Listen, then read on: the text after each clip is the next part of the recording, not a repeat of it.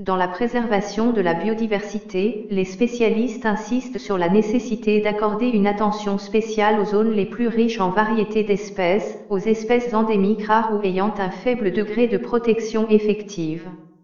Certains endroits requièrent une protection particulière à cause de leur énorme importance pour l'écosystème mondial, ou parce qu'ils constituent d'importantes réserves d'eau et assurent ainsi d'autres formes de vie.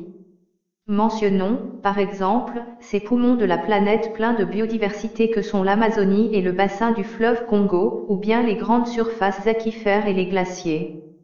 On n'ignore pas l'importance de ces lieux pour toute la planète et pour l'avenir de l'humanité. Les écosystèmes des forêts tropicales ont une biodiversité d'une énorme complexité, presque impossible à répertorier intégralement, mais quand ces forêts sont brûlées ou rasées pour développer des cultures, d'innombrables espèces disparaissent en peu d'années, quand elles ne se transforment pas en désert aride.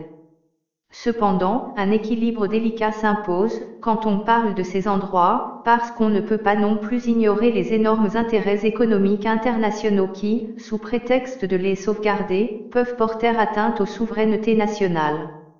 De fait, il existe des propositions d'internationalisation de l'Amazonie, qui servent uniquement des intérêts économiques des corporations transnationales. Elle est louable la tâche des organismes internationaux et des organisations de la société civile qui sensibilisent les populations et coopèrent de façon critique, en utilisant aussi des mécanismes de pression légitimes, pour que chaque gouvernement accomplisse son propre et intransférable devoir de préserver l'environnement ainsi que les ressources naturelles de son pays, sans se vendre à des intérêts illégitimes locaux ou internationaux.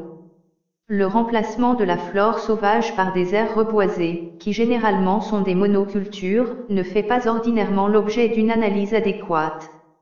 En effet, ce remplacement peut affecter gravement une biodiversité qui n'est pas hébergée par les nouvelles espèces qu'on implante.